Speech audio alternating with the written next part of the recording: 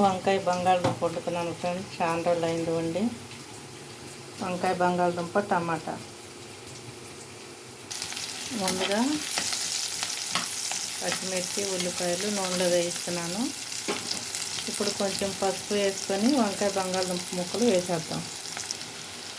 కొంచెం పసుపు వేసాను ఫ్రెండ్స్. ఇప్పుడు వంకాయ ముక్కలు బంగాళదుంప ముక్కలు కూడా వేసేసుకుందాం.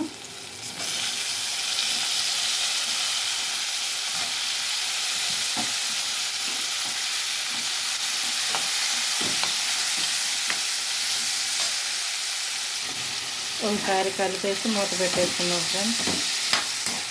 బంగాళదుంప కూడా త్వరగా ఉడికిపోతాయి. చిన్న బంగాళదుంపలు కాబట్టి 4 ముక్కలు కట్ చేసుకున్నాం ఫ్రెండ్స్. చూద్దాం ఫ్రెండ్స్ ఒకసారి. వంకాయ త్వరగా ఉడికిపోద్ది ఫ్రెండ్స్. చూసారా, బంగాళదుంప కూడా ఎక్కువ ఉడికితే మెత్తగా అయిపోయి బాగోట్లేదు ఫ్రెండ్స్. అందుకని ఇలా చేస్తాను. ఒకసారి బంగాళదుంప మనకి ఎంత కావాలో అంత ఉడికిద్ది. చక్కగా కొరుక్కొని తినడానికి బాగుంటుంది ఫ్రెండ్స్. ఇప్పుడు కొంచెం కారం వేసుకుందాం. పెద్ద స్పూన్తో 1 స్పూన్ వేస్తున్నాను.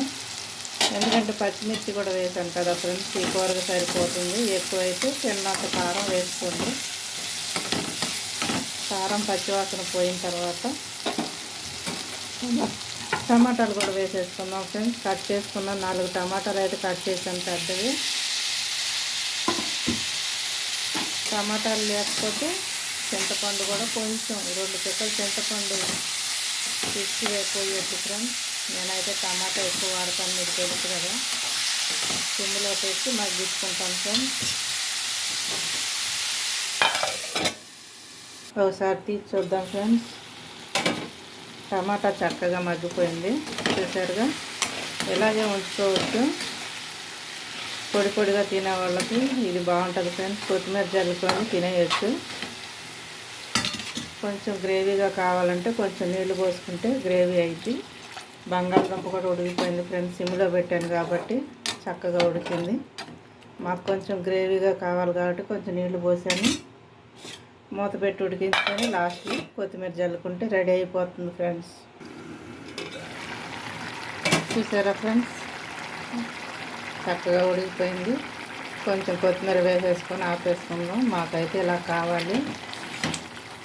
ఆపేసామనుకోండి ఫ్రెండ్స్, బంగాళదుంప అన్ని వాటర్ అంతా లాగేసుకొని జ్యూసీగా అయిపోయింది. ఈ వాటర్ కూడా ఉండదు. ఇలా ఉన్నప్పుడు ఆపేసుకోండి ఫ్రెండ్స్. ఇప్పుడు నేను అలాగే చెప్తాను, ఎందుకంటే నాకు తెలుసు కాబట్టి. తెలియని వాళ్ళు చూసి తెలుసుకుంటారండి ఫ్రెండ్స్. వంకాయ ముక్కలు కూడా తిన్నోళ్ళు ఉంటారు.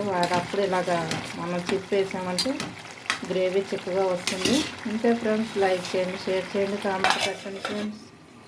వంకాయ బంగాళదుంప టమాటా కర్రీ రెడీ. వేడి వేడి అన్నం కూడా రెడీ ఫ్రెండ్స్. నా వంట అయితే అయిపోయింది.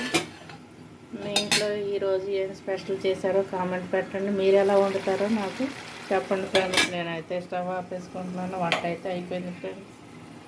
కామెంట్ పెట్టండి, సబ్స్క్రైబ్ చేయండి ఫ్రెండ్స్. చూసారుగా, ఇంకా 2 నిమిషాలు ఉడుకుద్ది. ఎందుకంటే చాలా మందం ఫ్రెండ్స్ కడాయి.